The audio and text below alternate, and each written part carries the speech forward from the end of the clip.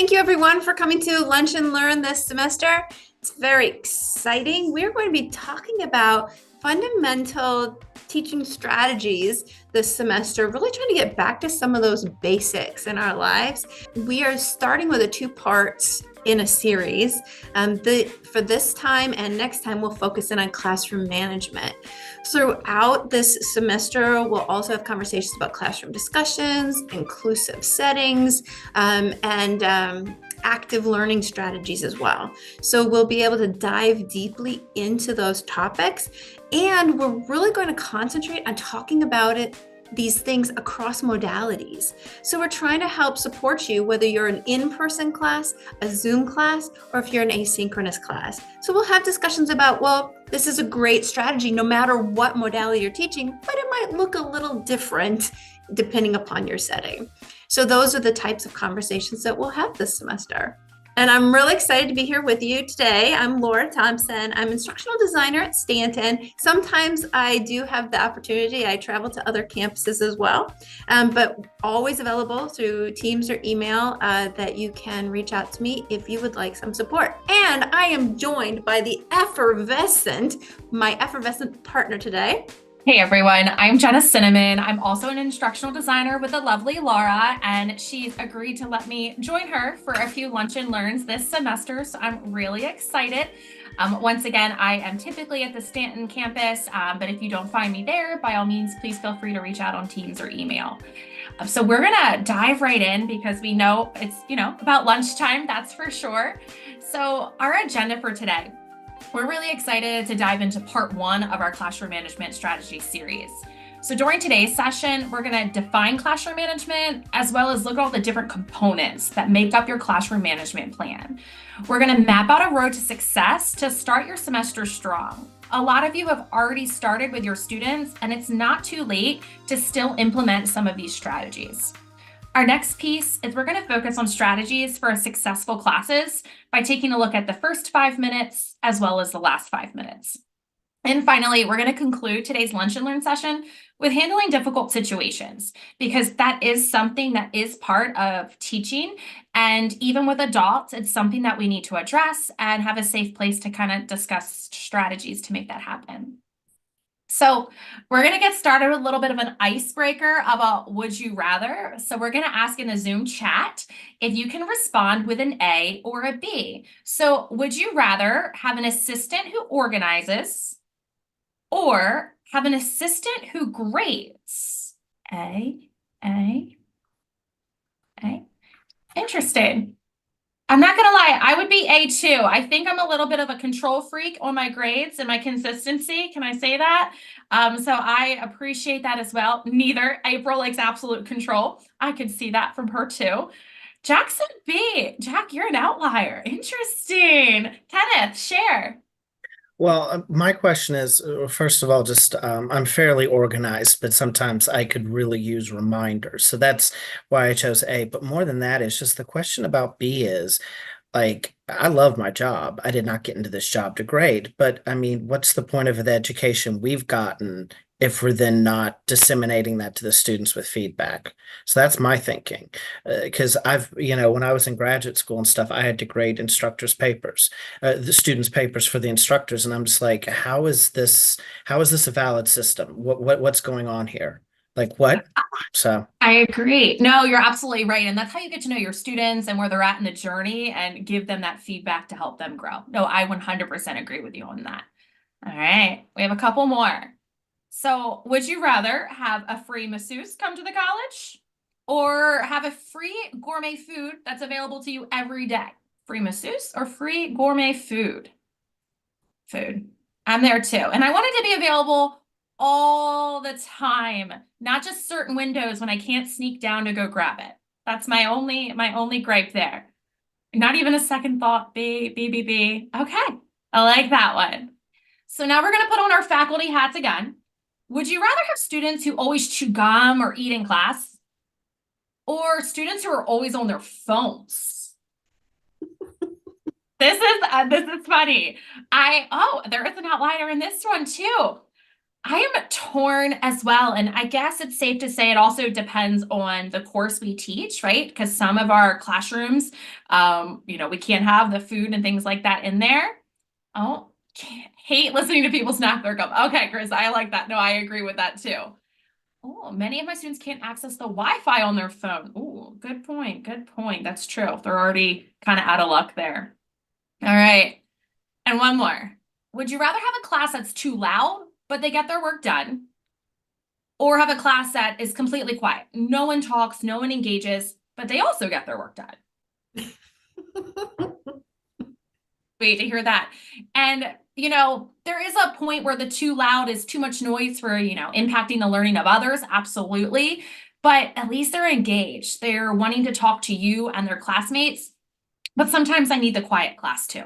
I came from K to 12, and there's something to be said about just complete silence every now and then that we all could appreciate, to say the least. Awesome. Thanks, guys, for kicking this off with us. So that was just kind of a exploration of a warm up here to get you started. Let's think about classroom management. We really want to have a conversation about what is it and why do we care? One of the reasons we want to talk about what is it is we do want to have kind of that common idea going forward, because maybe we have a few different ideas about what it is. We'll have that conversation. And why does it matter? I mean, students should just behave, right?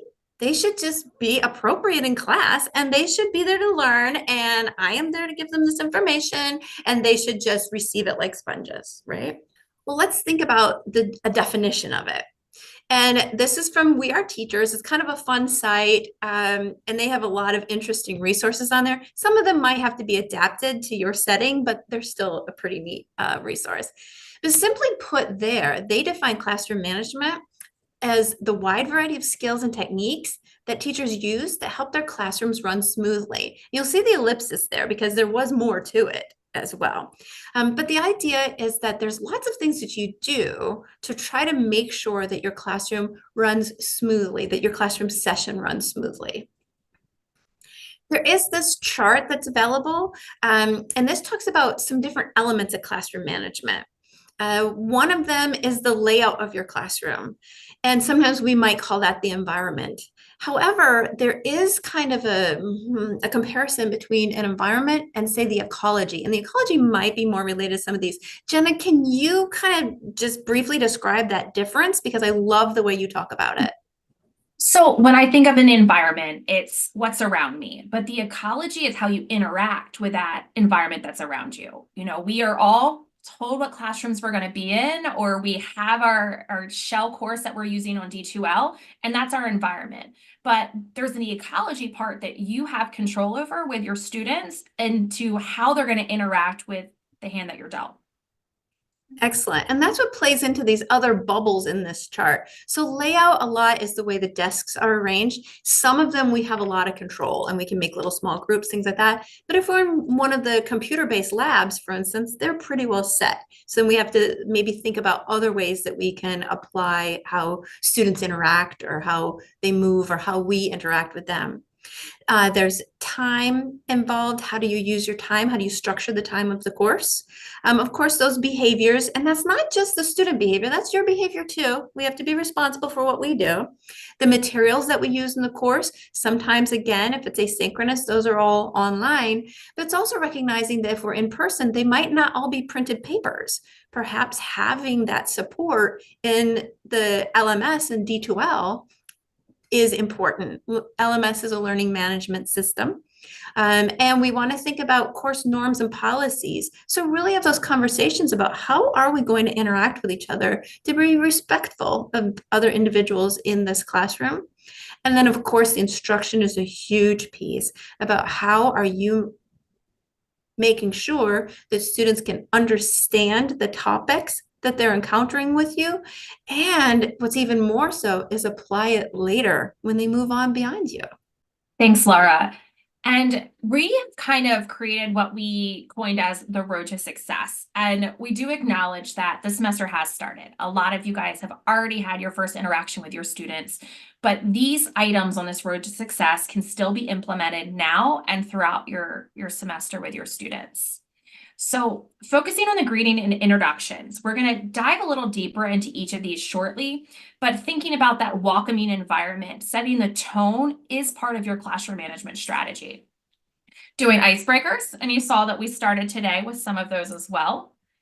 Taking the time to go over the syllabus and doing a course overview. I know as a former instructor here myself as well, that I would say the syllabus link is in D2L. However, that's maybe not the best practice, and having that discussion and actually digesting how to navigate my course and go through those different components holds a lot of value to our students. Developing course norms. Norms is kind of like the expectations and the flow, and starting the content, because day one doesn't have to be just housekeeping. It should also be related to your content to let your students see what's yet to come. So I'm going to dive into the greeting and introductions to start with and give you a few ideas of things that you could do across all the modalities. We know that time is hard to find, and also sometimes classes run back to back. You get in late and can't get your Zoom up. However, arriving early when you can is a great way to greet and meet your students. This can mean opening your D2L course a week or so early so students can start exploring. This would also mean starting your Zoom session early and just making some small talk with some of your students, asking how their day was. Maybe it's a night class. So, hey, you chose the evening class. Maybe tell me a little bit about your career or, where your journey is. And simply just arrive to your classroom early to personally meet and greet those students, to learn their names and welcome them to your course. It makes them feel included and valued as part of your classroom, environment. This isn't just a day one thing. This is something that can take a few moments and make a huge impact throughout the entire semester with your students.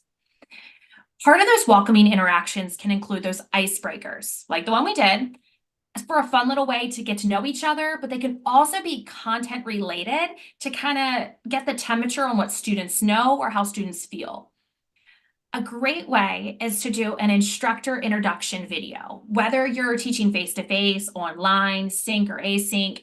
Having a little welcome video, maybe in an announcement or in your course that students can watch, is a great way for them to see what you look like. I know when I was a student, I was always worried if I was showing up to the right class or not.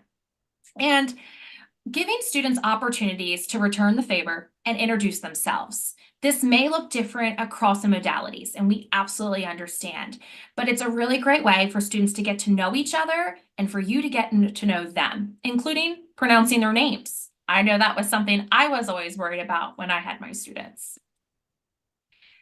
Finally, getting a started activity.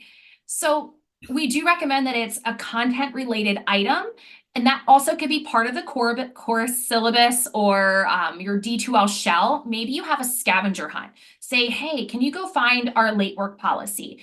Hey, can you go find how many tests and quizzes are you going to have to take this semester? It's giving them a little exposure to what's coming without going too deep into the content to start. So with icebreakers, there are so many different icebreakers, and I know that I sometimes get stuck in the same routine. So these are just a few ideas to get, some creative juices flowing. One great way is the sit down if. So if it's in person, everyone's standing up and you say a statement and they sit down if that applies to them. I know in a Zoom session, we used to play this with our cameras on or off. So everyone starts with their cameras on, and if it applied to them, they turn their camera off. So you can use these same little strategies no matter how you're teaching your students. A great way is also with Flip. I actually think, April, with your education courses, Flip is included in a lot of those. And it's a great video sharing app that can be used in any modality, so students can share a short little bit about themselves. You can embed or link this into your course, and it's something they can do prior to the semester or maybe during the first week. And some other fun activities could be, what's your emoji, to kind of get a pulse of how they're feeling that day, or design a meme about how do you feel about this course, a would you rather like we did, or a scavenger hunt that could be course related or not. It could be go find something in your house to show me that's blue, or give me something that's in your binder or supplies that you brought to class today that's white. It could just be something to get students moving and engaged before you kick off the start. So developing course norms. Norms is a loose phrase. You could maybe consider them as the expectations, the rules, maybe the policies to some extent. They kind of all overlap a little bit. So we look at them as kind of three buckets when Laura and I discuss these. We look at the non-negotiables. There are some things that we all know that are what we want from our students. They're explicit expectations, and we're going to share those with our students day one. That could include etiquette, and that we want to respect them, but we also want to see the respect back. And that also means respecting their classmates and their thoughts throughout the semester. We do hope that faculty comes up with their non-negotiables prior to day one. Our students, even though they're adults, they still need to understand those non-negotiables, and they need to be shared with them explicitly day one and sometimes revisited throughout the semester. There are some things that we'd love for you to consider as the negotiables. What are you willing to bend on? And I know that personally took me a while in my own journey to decide, what can I give up control over? Food could be one of them, to be honest with you, and the chewing gum. We know it depends on your course, but I know if I'm teaching a night class and I have students rushing here after work, I might want to let them eat food every now and then because I'm just happy they showed up. Another negotiable could be the camera on, camera off. I mean, I understand that. There are some meetings that I sit in with my camera off for various reasons, and there's some that I turn my camera on because I know that's the expectation of me. So it's great to have that conversation with your learners to kind of decide what route you're going to take. And student voice. When do you want your students to share their thoughts or ask their questions? We definitely recommend things like distributed summarizing, where you pause throughout your lessons to give students a chance to share their voice. But you might be the instructor that says, no, raise your hand as soon as you have that question. Or do they raise their hand, or do they call out, or do they put it in the chat, or do they private message it to you? Those are some norms and little logistics that we want to decide upon collectively that might be negotiable, or sometimes they fall in non-negotiables, but that's for you to explore and really communicate those to your students. And finally, a few more that are up for debate. Phone use is absolutely a hot topic, and I'm sure it is up for debate. And take some time to do some soul searching to decide where you lie on this spectrum of them. You know, it might even vary course to course. It might vary time of day. It might even vary, you know, the students that you have in your course. You might start with allowing it, you know, the first few weeks and then realize it's not working. And you ask your students, hey, can we just not use those and just have them to the side for in case of emergencies? And finally, breaks. Depending on the length of your course in that class period, you might need to give your students a break. And if not, no problem. Have you communicated to them how they can excuse themselves to use the restroom? You know, there might be a few little things that as a student, they have a lot of anxiety over. So developing these course norms and really communicating to them clear expectations that you have will really help take that away and build your classroom management plan as a whole. And Jenna, I noticed that Kenneth wanted to add something when you were talking about negotiables. Yes. Oh, let me take a look. I'm not going to lie. I closed my chat. Let me take a look. Kenneth, go ahead. That's fine. Thank you. So I just had a question though. So first about the phones, like I made that comment earlier. I've just learned this semester that I just have to be, I mean, I've told my students, I'm like, I get it. The Wi-Fi in these rooms is kind of rough. And I have students use their data so that they can pull up the PowerPoints on their phone. So I just know, I've just told them, I said, so look, I'm not gonna, you're going to have your phones out. I'm not going to know the difference between whether or not you're looking at the PowerPoints or texting your friend. I'm like, just, I did see someone playing a game the other day and I'm like, all right, now please stop playing the game. So I just wanted to put that out there. I just like, I feel like students have to use that as a resource. So we have to be, it's basically sort of like, please don't abuse the privilege because I really want to give it to you. But I had a question about the cameras specifically for a Zoom class because I wonder how that falls into negotiables. Because as I understand it, the school will not allow us to require students to turn on their cameras. So, how do we actually have any wiggle room over that if there's a policy that says you cannot require the cameras to be on? No, I agree. And I think when we think of it as a negotiable, it's more of like a collective agreement as a class. Is everyone going to turn on their camera? If you as a class decide, that would be awesome to see each other's expressions and get to know each other. But you're right, we wouldn't require it. And if we have students who are unsure of it, we do have virtual backgrounds now, which is a huge improvement in the Zoom capabilities to help make it a more private situation. But no, I agree. I did not require it when I was teaching my math for teachers courses, but I can tell you the majority of my students turned it on, and it was just a nice little feel. They didn't have to, and I didn't shame them if they didn't. But sometimes, just expressing to them, like, I'd love if your camera was on. I understand if it's not, and letting them see that there's not a hard line either way. That was a great point, Kenneth. I And really liked sometimes it. it's really, I mean, as far as falling into negotiables, Kenneth, you're right, as far as requiring cameras on or off. But sometimes it's even just having that conversation to say the value of being able to see each other's faces, but recognizing again, as Jenna implied there, that we have students who are in different settings and different places too. And depending upon the level of their Zoom, the virtual background might not function the same way.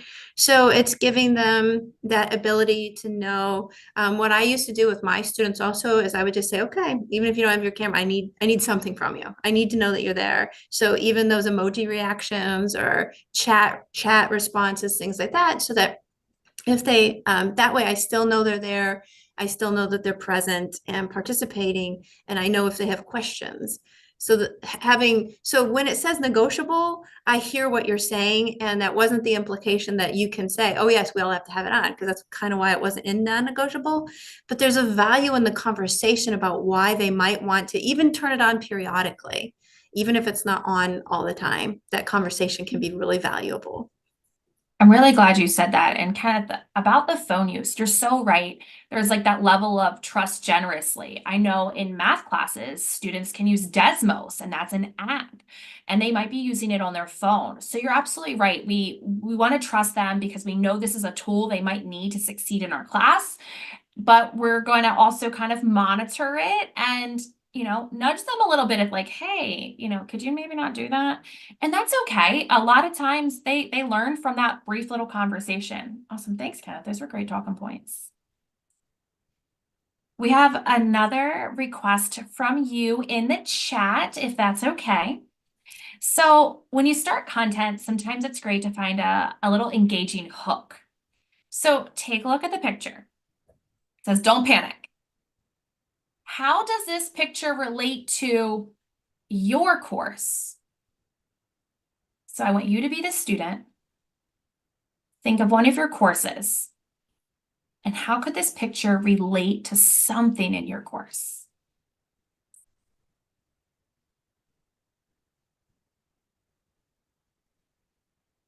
Kenneth, do you want to share? You can unmute. That's fine.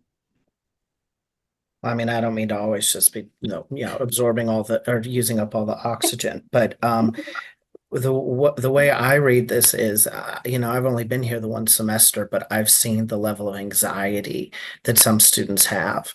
And I don't know if that's what you're speaking to, but I mean, yeah, I mean, I've had students who it's just I don't know. I think it's probably coming out of COVID and stuff, but the anxiety about their studies and about whether or not all the schedule and stuff is out there and whether or not the rubrics really indicate what, but I worry about that though too, because I worry that that level of anxiety and that the need for that level um of rigidity in their minds is also preventing them from creative thinking. So I worry about that, but You make a really good call out about that. And looking at a lot of these in the chat, a lot of it does kind of go around that anxiety of test taking, being out of time.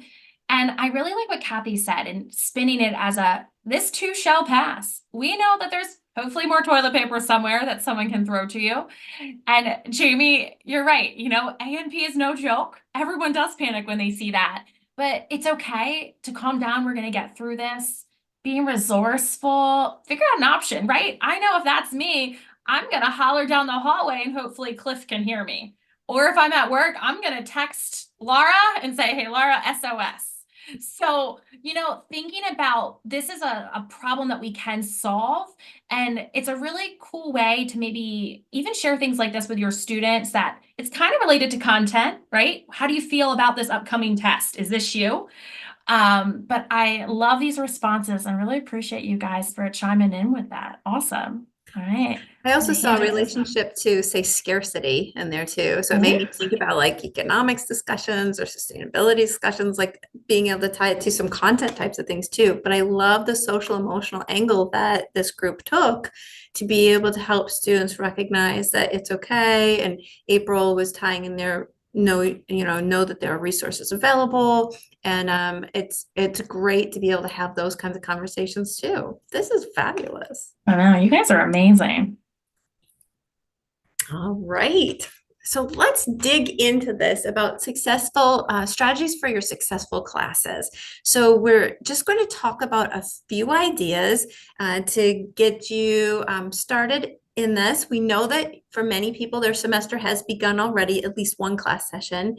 But these are still things that you can use and you can incorporate. They won't be major changes to what you're doing. So there'll be things that you can fit in.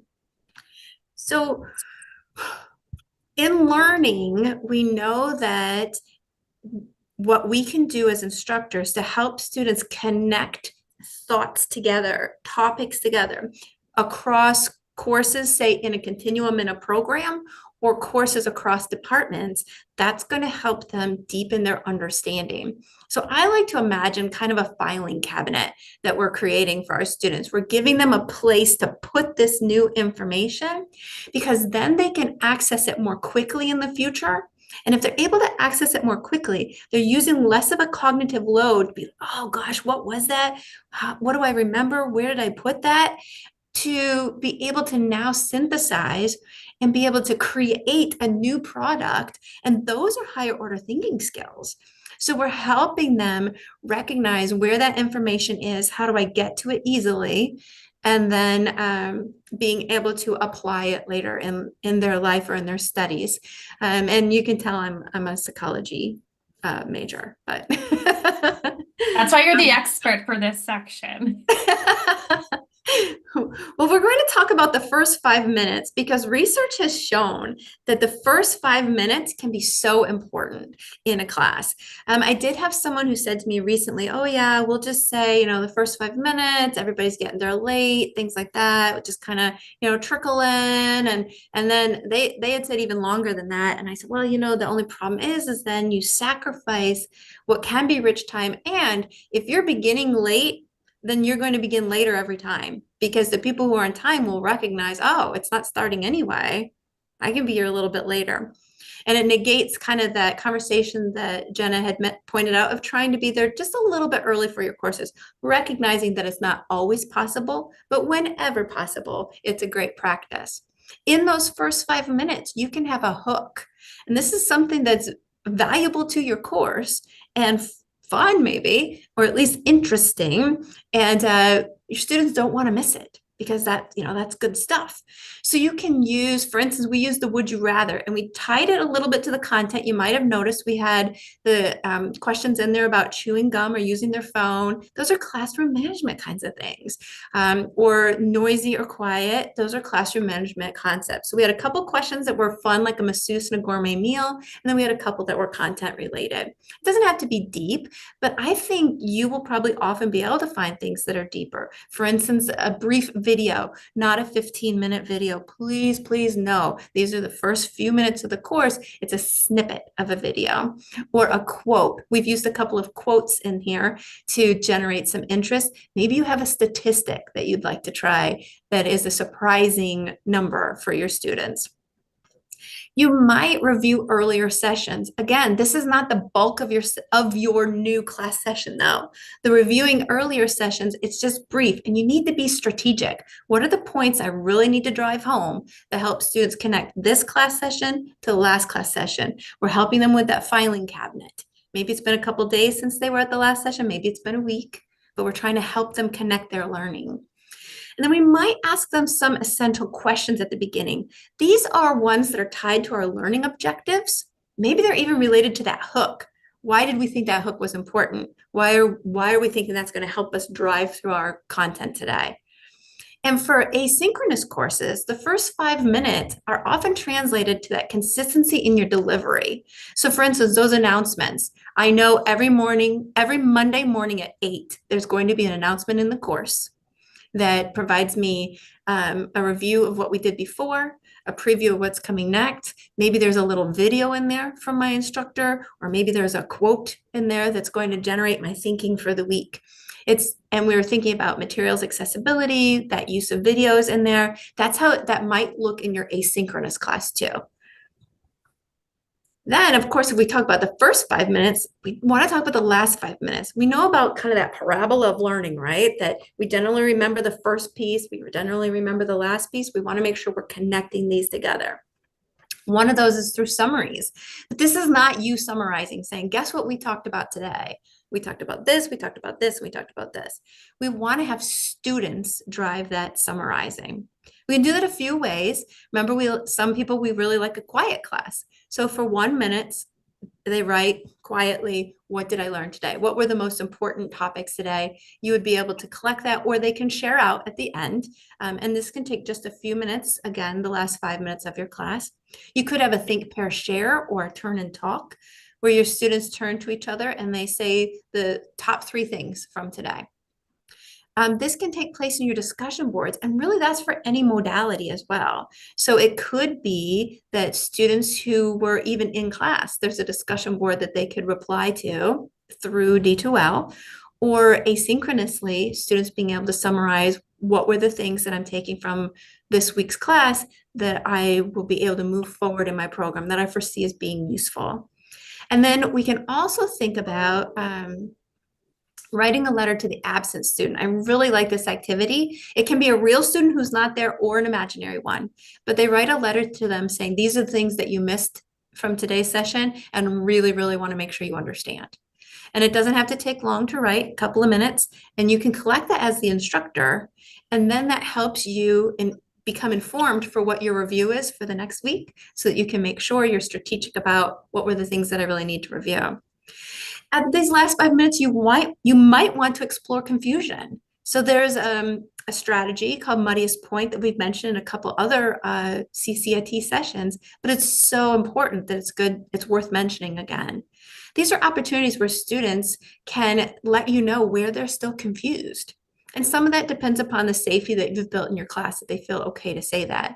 So you might have them mention it out loud in class. You might have them write it on a piece of paper or write it in the chat, send you a personal message, so that way you can collect from them, where are they confused?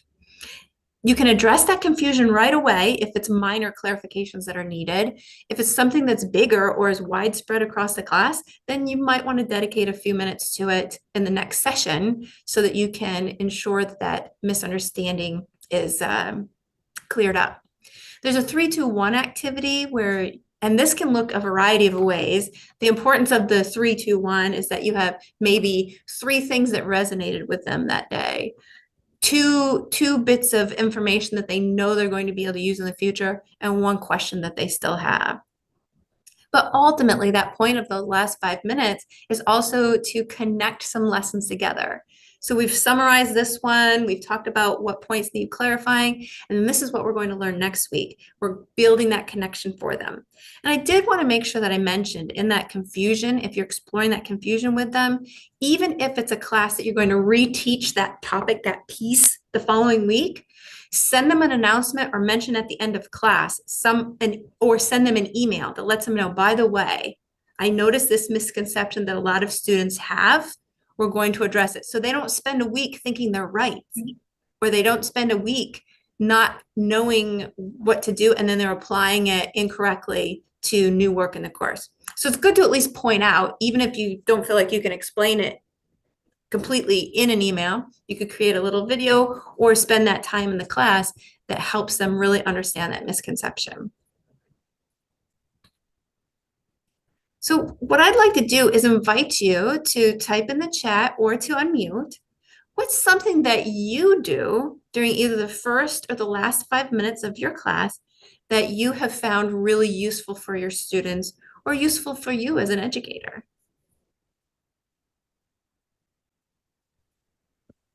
So for me, it's kind of giving them the bigger picture. It's sort of like, okay, like today we did this, just so you know, like next week we're doing this. And remember, guys, we only have 3 weeks of class left and that's your final project. So like, just kind of set the scene for the next class. I like you point out that time too. You only have 3 weeks left before the next project. You're helping them recognize that time management piece that a lot of students they struggle with. I mean, a lot of people struggle with that. I see Lisa said go over questions. Can you clarify that for me? Do you mean questions that were part of the content or questions that they have, like at the end of that class? Or at the beginning, either one. Oh, that's right. Lisa couldn't unmute. I'll wait and let her type it. Okay. We've got ask a question. I see journaling that's centered around, say, that essential question or that learning objective. Maybe a fun question when they're sharing out. And Jamie was suggesting make sure you always recap the last class, what we discussed, provide a question and answer opportunity. And I like, again, she was echoing what Jack said, pointing out those important dates for your students, because that sometimes they need kind of those reminders. Review your content questions, ask them a major takeaway. Sometimes even that word takeaway, to me, that helps me think about it differently. Kind of changes the context of, it's not just, what did I think was an important point? What am I taking away from this? I like that. And at the beginning, review the why the topic is important. That is very relevant because when we provide that context, Chris, that's a great thing that you pointed out, that we provide that context of why is this important? Why do I need this? Why might I apply it?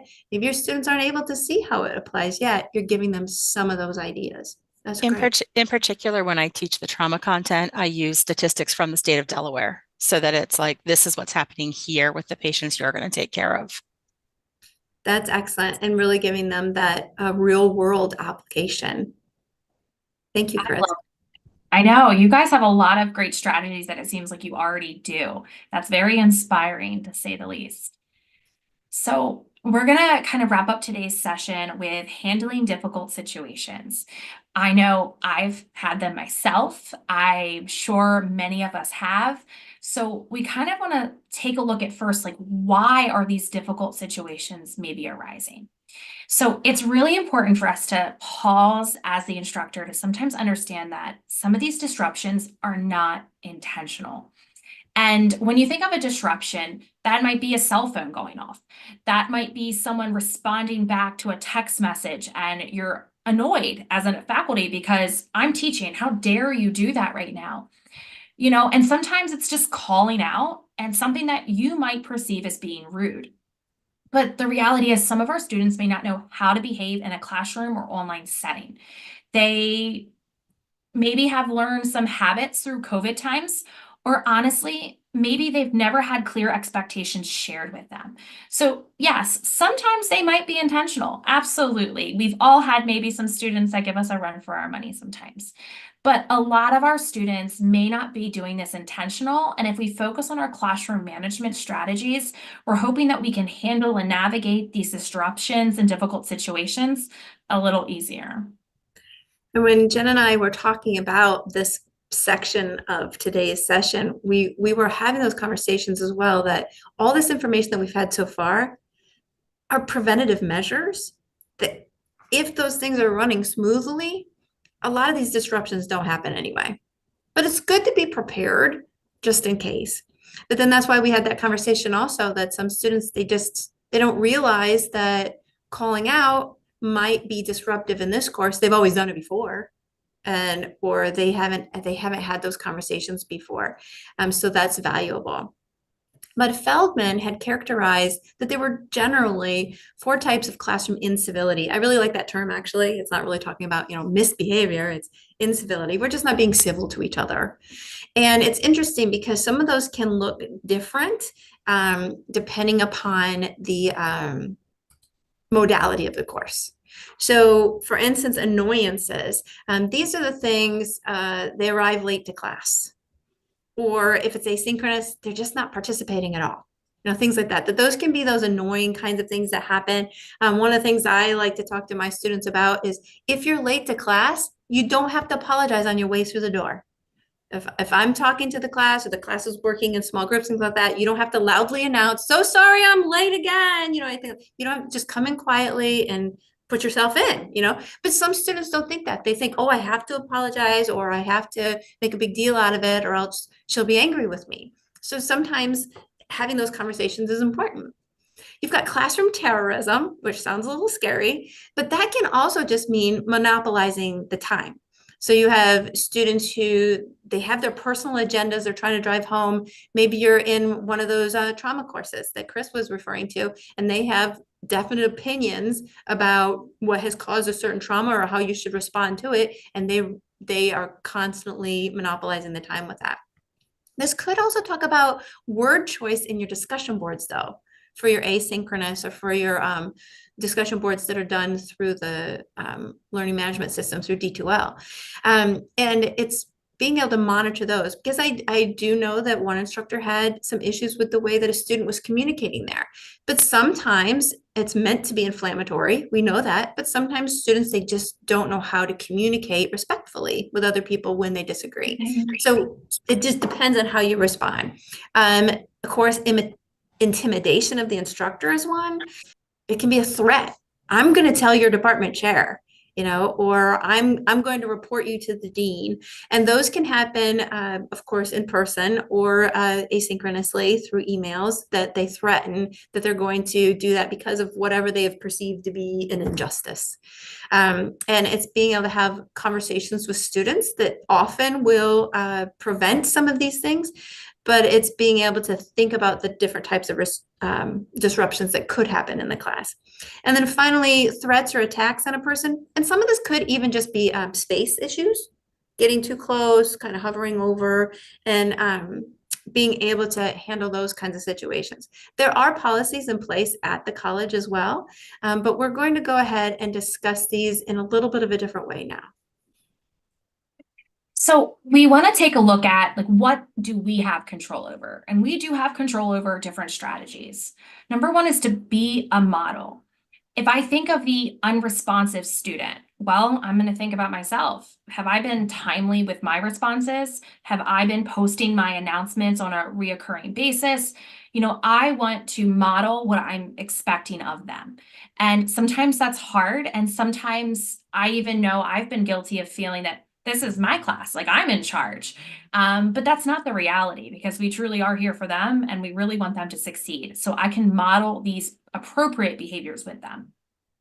And being proactive, starting the course early with those course norms, those expectations, doing that early on sets the tone for the rest of your class. And being proactive also means addressing the difficult situation, maybe when it first happens. Don't let it become a habit. Squash it early on, have those private conversations so that you guys can all move forward. And be present. It's hard to receive respect if we're not giving it. And respect is about being a present instructor, whether that's in the D2L platform, through email, in course work, when they're asking you a question, attentively listening to them and showing them that you truly care about what they're sharing and what they're bringing to the table makes them feel more valued and less likely to disrupt your class. As we said earlier, that some students truly do not know how to behave appropriately in the classroom.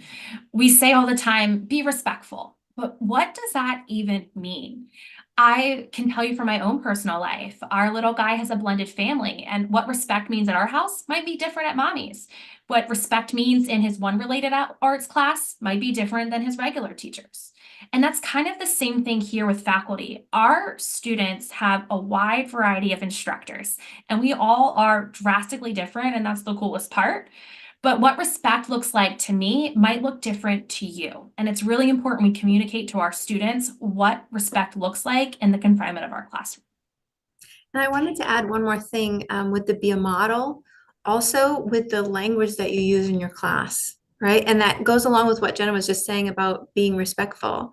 So it's recognizing that when you are that present instructor, you're able to provide those answers. And it's really being maybe a little introspective and making sure that we're using language that is a model for our students as well. I'm meaning, and I'm referring to even some of those maybe microaggressions or making sure that we're using diverse pictures in our courses, things like that, that help students recognize that we're accepting of all people in our courses, and we are expecting that we will all be respectful of each other as professionals and as individuals. Everyone in the audience was familiar with Flip. It used to be called Flipgrid, but it's a video kind of discussion board posting place that you could use for your introduction. So I put a reference guide link in there, and I did add that to our resource guide as well, so that if you want to learn more about how you might be able to use that video platform for your introductions, it's there. And I'd also like to give you a little teaser. It's great for some content things as well. If you want to explore that, let me know. There's also a video that you can watch that kind of explores that as well, and that is linked inside that reference guide. But if you want to reach out to me one-on-one, I love Flip, so I'd love to have a conversation. I think Jenna has used it quite extensively as well, so we can be resources for you. Thank you for putting that together, Laura. We are really excited that you joined us today. We know it's busy. This is a very, very, very busy time. So thank you for joining us on our Friday Eve, going into a long weekend, right? Thank you so much for coming to Lunch and Learn today.